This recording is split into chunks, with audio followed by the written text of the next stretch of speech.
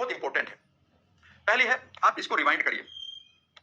Imagine करिए कि जो आपने हेयर फॉल वर्ड बोला है, देखिए क्या लिखा है, आपने बोला है हेयर फॉल, ये बहुत वर्ड, गिरते बालों की समस्या।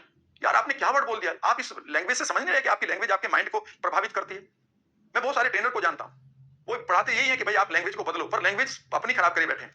गिरते बालों की समस्या, ये अगर बाल गिर ही रहे हैं तो आपकी पिक्चर क्या बन रही है? गिर रहे हैं ना बाल। हेयर फॉल, देखिए वर्ड क्या है यहाँ पर, हेयर आर फॉलिंग। तो एक छोटी सी कला क्यों नहीं कर लेते कि आज बैठकर इमेजिन करें कि जो बाल गिर रहे थे, इमेजिन करें कि वो रिवाइंड होते हुए आपके फिर बालों की जड़ों में आ गए हैं और आप अपने सर को भरते हुए देखेंगे और इस पिक्चर को आप गहराई तक ले गए। यह आपके एक बिलीफ को जन्म देगा। और याद रखिएगा, एक बार आपके न्यूरॉन्स में बिलीफ आ गया तो मैं आपको एक चीज और बता रहा हूं, वो मैं आपको जीन में भी बताऊंगा।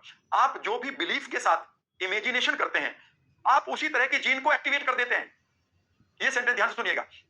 यानी कि जैसा आप ये सोच रहे हैं, वैसा ही करने के लिए आप अपनी जीन को उत्साहित कर रहे हैं।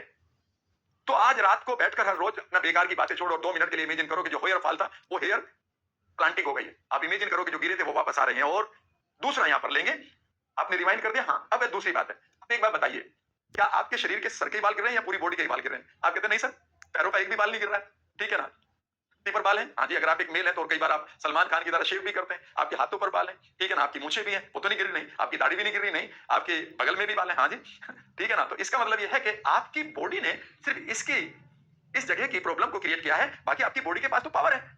भाई अगर आप 15 का फॉर्मूला या 15 का पहाड़ा याद कर सकते हैं तो 14 का भी तो कर सकते हैं, 19 का कर सकते हैं तो 13 का भी कर सकते हैं।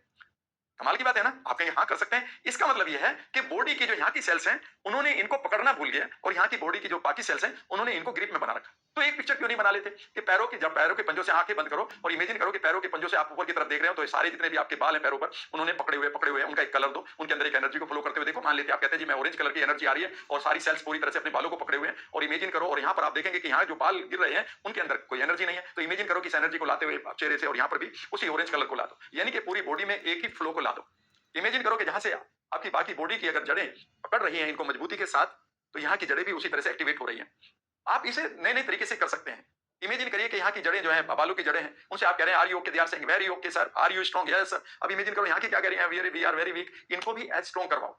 इनमें बीच में कोई लॉजिक नहीं लगेगा। याद रखिएगा, बीमारी के पीछे कोई लॉजिक भी नहीं था। इसलिए याद रखिएगा आप एक बार, और ये डॉक्टर का लिखा हुआ सेंटेंस बता रहा हूं मैं, डॉक्टर जो डिस्पेंजा को पढ़ लीजिएगा, या फिर साइकोबायोलॉजी ऑफ जीन एक्सप्रेशन, या जेनी इन द जीन, एक किताब है जेनी इन द जीन। उसमें लिखा हुआ है कि जैसा ही विजुअलाइज करने लगेंगे अपनी बॉडी के लिए, वैसे ही जीन अपना कॉम्बिनेशन बनाने के लिए तैयार है। तो अगर आपके बाल गिर रहे हैं तो इमेजिन करो कि वो वापस आकर लग गए हैं, आपकी बालों की जड़ें जो ढीली हो गई थी वो कस रही हैं, आपका जो न्यूट्रिशन नहीं जा रहा था वो शांत होकर जा रहा है, और आपकी इम्यूनिटी जो अब नॉर्मल हो गई थी वो नॉर्मल हो रही है। अगर आप इतना सा काम कर लें और इसे करते रहें डीपली, और साथ में इस मेडिटेशन को सुनते रहें जो मैं दे रहा हूं, तो आप देखिएगा कि आप अपनी लाइफ को बेहतर कर लेंगे। जंक फूड से बचिएगा, फ्रूट 2 बार जरूर खाइएगा। Thank you very much, take care.